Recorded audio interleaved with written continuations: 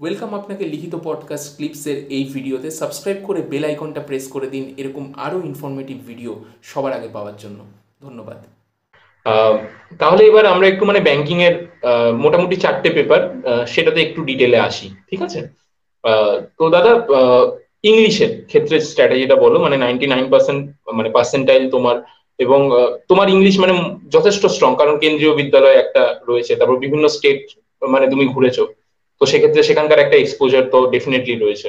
তো সেটা যদি একটু ডিটেলে বলো, মানে how all this things actually help you, আর তার সঙ্গে কি করেছিলে মানে এক্সট্রা। এক্সট্রা ওটাই আমি কিছু করিনি। ইংলিশটা মানে ভগবান হয়তো ইংলিশটা ভালো ছিল বলে ব্যাংকিং পেয়ে গেছে, ঠিক আছে। এটা একটা আচ্ছা। মানে ছিল। ইংলিশটা যদি ওটাতেও যদি আমাকে এফোর্ট দিতে হতো হয়তো ফার্স্ট অ্যাটেম্পটে পেতাম না, ঠিক আছে। টু বি ভেরি ফ্র্যাঙ্ক, আমি ইংলিশটা ঠিক ছিল বলে পেয়েছি এটা। এবারে এটা একটা লং টার্ম, যেটা ক্লাস ওয়ান থেকে হতে হতে হতে হতে গেছে, তো একটা বিল্ড আপ, মানে হয়তো কম সময়ে সেটা পসিবল নয়। তবে যদি কাউকে করতে হয়, ওয়ার্ড স্টক বাড়াতে পারে, সে প্রিভিয়াস ইয়ার্স কোশ্চেন থেকে করতে পারে। ইংলিশের অনেক বই আছে, সেখান থেকে সে ইংলিশের গ্রামারটা ভালো করতে পারে, গ্রামার বেসড কোশ্চেন্স আছে। রিডিং অনেক ভালো হতে হবে, কেন কি যে কম্প্রিহেনশন গুলো আছে সেখানে তোমাকে অনেক ফাস্ট রিড রিড করে তোমার কোশ্চেনের অ্যান্সার দিতে হবে। তো কম্প্রিহেনশন রিডিংটা তোমাকে ভালো করতে হবে, যেটা আমাদের ইউপিএসসি তেও সিস্যাটে আছে। হুম, হুম, হুম। সিস্যাটে অনেক ফাস্ট করে মানে বুঝে তোমাকে কোশ্চেনের অ্যান্সার গুলো দিতে হবে। তো তার জন্য একদম। রিডিংটা, যাদের একটু রিডিং উইক আছে আমি বলবো রোজ তাদেরকে একটু নিউজ পেপার পড়তে। প্রথমে যদি ইংলিশের যে ওয়ার্ডস গুলো আছে, লেখাগুলো আছে, বুঝতে অসুবিধা হয়, বুঝতে অসুবিধা হওয়াটা খুবই স্বাভাবিক। তার জন্য একটু গুগলকে হাতে রাখো। ডিকশনারি আগেকার দিনের মতন ডিকশনারি খুলে দেখা দরকার নাই। গুগলে তুমি লিখে দেবে কি মানে, সঙ্গে সঙ্গে বেরিয়ে আসবে। কোনো এক্সপ্রেশন, কোনো ইউসেজের মানে বুঝতে পারছো না, লিখবে, আস্তে আস্তে দেখবে তোমারও বিল্ড আপ হতে থাকবে, যে ওয়ার্ড অফ, যে স্টক অফ ওয়ার্ডস গুলো, ভোক্যাব গুলো বাড়তে থাকবে। এটা খুবই প্রয়োজন, vocab, word of, stock of words এই ব্যাংকিং এক্সামের জন্য। তাহলে সেভাবে তোমরা ইংলিশটা প্রিপেয়ার করতে পারো। তাছাড়া বাকি আর কিছু ইংলিশ ছাড়া কিছু যদি বলতে হ্যাঁ, হয় হ্যাঁ। আচ্ছা, নেক্সট ম্যাথ। হচ্ছে ব্যাংকিং ব্যাংকিং অ্যাওয়ারনেস, সিএ যেটা। সিএ ব্যাংকিং অ্যাওয়ারনেস, আমি ফার্স্টে কোশ্চেন গুলো দেখলাম, কেমন কোশ্চেন আসছে দেখলাম। খুবই ফ্যাক্ট বেসড কোশ্চেন আছে, ঠিক আছে। আইসিআইসিআই ব্যাংক তার একটা ডেবিট কার্ড লঞ্চ করেছে, হ্যাঁ, সেটা কত টাকা অবধি ম্যাক্সিমাম লিমিট আছে, এরকম টাইপের কোশ্চেন আছে ব্যাংকিং এর আচ্ছা। সিএ। আমাদের UPSC বা ডাব্লিউবিসিএস এর কারেন্ট অ্যাফেয়ার্স কিন্তু এরকম নয়। আমাদের একটু অবজেক্টিভ কোশ্চেন আছে, একটু লজিক্যাল কোশ্চেন আছে, যা থেকে আমরা করতে পারি। এখানে পুরো ইনফরমেশনটা দেখতে চাইবে, যে আরবিআই একটা নতুন সার্কুলার বের করেছে, সেখানে এত লাখ টাকা অবধি কোন লোনস দেওয়া যেতে পারে, সেটা কত লাখ, 4 লাখ, 5 লাখ, 6 লাখ, 7 লাখ, এরকম কোশ্চেন আছে। আগে আচ্ছা। জানাটা দরকার যে আমি পড়তে কিভাবে হবে।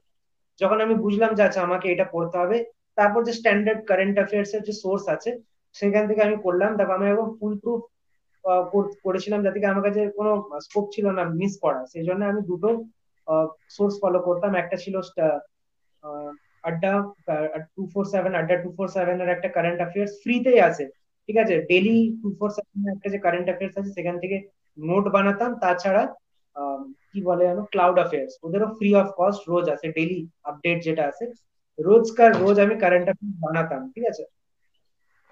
আর এটা করার পর সেটাকে মানে সপ্তাহে সপ্তাহে রিভাইজ করতাম, যাতে কি এক্সামের আগে যদি পড়ি মাথা ঘেঁটে যেত। সেটা সপ্তাহ 7 দিন বানানোর পর 7 দিন একটা রিভাইজ করে নিলাম, একটা মাথায় বসে যেত, ঠিক আছে। তারপর মোটামুটি ওইভাবে করতে করতে কারেন্ট অ্যাফেয়ার্সটা আমার ভালো হয়েছিল, কারেন্ট অ্যাফেয়ার্স আমি অনেকটা নম্বর পেয়েছি। নেক্সট হচ্ছে রিজনিং, কারণ রিজনিংটাই হচ্ছে ব্যাংকিং অ্যাসপিরেন্টদের একটা ত্রাস যাকে বলে। তো রিজনিংটা যদি একটু তুমি বলো। রিজনিং এর ফার্স্টে কোশ্চেন যখন দেখলাম, কোশ্চেন গুলো কেমন কোশ্চেন আছে, প্রিলিমস এর আলাদা, মেন্স এর আলাদা। মেন্সটা যেহেতু পুরো আনপ্রেডিক্টেবল, মেন্সে এতটাই ডিফিকাল্ট কোশ্চেন আছে, কেউই কিছু করতে পারবে না। একটু ফান্ডামেন্টাল যদি ভালো থাকে, কম নম্বর পেয়েও ক্লিয়ার করা যেতে পারে, বিকজ মেন্সে টোটাল 4টে সেকশন থাকে, তার মধ্যে রিজনিং এর একটা যে বেসিক যে কাট অফটা ক্লিয়ার করে নিলে হয়ে যায়। প্রিলিমসটা আমার মোটামুটি ভালো রিজনিং এ। অঙ্কুর লাম্বা বা অঙ্কুশ লাম্বা বলে একজন আছে, আহ, তার আমি কি নাম? রিজনিং গুলো দেখেছি। অঙ্কুশ লাম্বা, আচ্ছা, আচ্ছা। ঠিক আছে। ও ভালো পড়ায় রিজনিং ব্যাংকিং এর জন্য। তো ওনার রিজনিং গুলো দেখেছিলাম, প্লাস নিজেরও কিছু ট্রিক্স করেছিলাম, নিজের কিছু টেকনিক যেটা করতে করতে আপনি আপ এসে গেছিল, সেগুলোকে এমপ্লয় করে রিজনিংটা ঠিকঠাক করেছি। আচ্ছা। আর ম্যাথের ক্ষেত্রে মানে ডিফারেন্স কি, আর মানে কেমন ভাবে অ্যাপ্রোচ করলে ম্যাথটাকে? তোমার তো অলরেডি ভালো ছিল ম্যাথ, তো তুমি জাস্ট বোধহয় হ্যাঁ, সাপ্লিমেন্ট করে। যেহেতু বললাম ওই কম সময়ের মধ্যে করাটা না আমার অভ্যাস একদমই ছিল না। ওটা আমার খুব একটা চ্যালেঞ্জ ছিল যে 20 মিনিটে 30খানা কোশ্চেন করাটা। ফার্স্ট আমার এক্সাম দিয়েছিলাম আমি এসবিআই ক্লার্ক, প্রথম একদম হয়েছিল। তো ওটা আমি পারিনি, ওটা আমার প্রিলিমস ক্লিয়ার হয়নি, বেঙ্গলে কাট অফ খুব হাই যায়। তো ওটা আমার এসবিআই ক্লার্কের আমার প্রিলিমস ক্লিয়ার হয়নি। তখন বুঝলাম যে আমাকে আরো ভালো করে পড়তে হবে, কেন কি ম্যাথস এর যে কোশ্চেন গুলো আসে খুব ডিফিকাল্ট না আসলেও টাইমে টাইমে করতে হয়। তো যে মক টেস্ট গুলো ছিল সেগুলো বেশি করে সলভ করতাম, ওটা ছিল আমার একমাত্র টেস্টেড স্ট্র্যাটেজি। যত বেশি সেকশনাল মক টেস্ট দিতে পারো তত ভালো। পার্সেন্টাইল আগে 65, 70, 75, শেষের দিকে 92-93 পার্সেন্টাইলের মতন আমার ম্যাথসে যেত। খুব একটা ভালো ছিলাম না ম্যাথসে, 93-94 পার্সেন্টাইল ম্যাথসে আসতো। ম্যাথসে আমি ইউটিউব দেখতাম, একজন ছিল ক্যারিয়ার ডিফাইনার, উনি একজন হুম হুম হুম। আরআরবি ছিলেন ক্যারিয়ার ডিফাইনার। আর সুমিত অরোরা বলে একজন ছিলেন, ওনার ডেটা ইন্টারপ্রিটেশন তো দেখতাম, সুমিত অরোরা। আচ্ছা আচ্ছা। আম, আচ্ছা, ব্যাংকিং এর ক্ষেত্রে যে সেকশনাল ওই টাইম লিমিট যেটার কথা তুমি বলছো, তো সেটা থাকে, তো সেক্ষেত্রে সেটা মানে এই কয় মাসের মধ্যে কিভাবে এটা ওভারকাম করলে? মানে অনলি থ্রু মক্স, নাকি অন্য কোনো মানে স্ট্র্যাটেজি বা কিছু ছিল তোমার এক্সট্রা? যদি কিছু বলো, কিছু টু সেন্স দাও। আমি শেয়ার করবো। হুম স্ট্র্যাটেজি হচ্ছে যে স্ট্র্যাটেজি ইটসেলফ, ঠিক আছে? তুমি ধরো একটা কোশ্চেন দেখলে, তোমার একটা কনভেনশনাল স্ট্র্যাটেজি, তুমি জানো যে আচ্ছা এইভাবে করতে হয়। হুম কিন্তু তুমি যদি অনেক ভিডিও, এর নাম্বার অফ ভিডিওস দেখো না, ইউটিউবে অনেকজন আছে এডুকেটর, তারা তোমাকে আরো বেটার স্ট্র্যাটেজি বলে দেবে যে এটা হুম এটা তো আরো তাড়াতাড়ি হচ্ছে। ঠিক আছে, যে জিনিসটা হুম। তোমার 3 মিনিট লাগছে একটা রিজনিং এর পাজল সলভ করতে, সেটা হয়তো তোমার 1.5 মিনিটে হয়ে যাবে, অর্ধেক সময়ের আচ্ছা হয়ে যাবে। বেটার আচ্ছা। স্ট্র্যাটেজিটা জানাটা তোমাকে সেটা ডিসকভার করতে হবে। ইউটিউবে ভ্যারিয়াস এডুকেটার্স আছে, তাদের ভিডিও দেখতে হবে।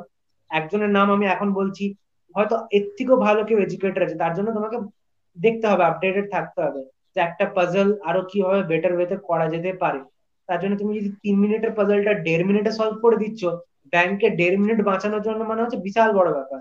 সেখানে তুমি আরেকটা পাজল অর্ধেকটা সলভ করে দেবে আরো 1.5 মিনিট। হুম তো স্ট্র্যাটেজি ইটসেলফ এটা জানা দরকার, যে আরো বেটার স্ট্র্যাটেজি কি হতে পারে। সেকেন্ড হচ্ছে যেটা বললাম mock test, maximum mock test দিতে হবে, তোমাকে বুঝতে হবে তোমার উইক এরিয়াস কোনটা, তোমাকে কোন কোশ্চেন গুলো ছাড়তে হবে। ধরো এক্সাম এলো, এক্সামে তুমি আহ, ধরো ফ্লোর পাজল আছে, ফ্লোরের পাজল আছে এক একটা, কোনো বক্স পাজল আছে, কোনোটা হয়তো অ্যাসেন্ডিং ডিসেন্ডিং অর্ডারের পাজল আছে, কোনোটা হয়তো সার্কুলার সিটিং এর, সার্কুলার অ্যারেঞ্জমেন্টের পাজল আছে। তুমি হয়তো জানো যে আমি সার্কুলার অ্যারেঞ্জমেন্টের পাজল আর ফ্লোর পাজল একদম সহজে করে দেবো, যত ডিফিকাল্টি থাকুক না কেন। তাহলে তুমি ওই জিনিসগুলো যখনই কোশ্চেন সামনে আসবে তুমি ওগুলোকে করবে।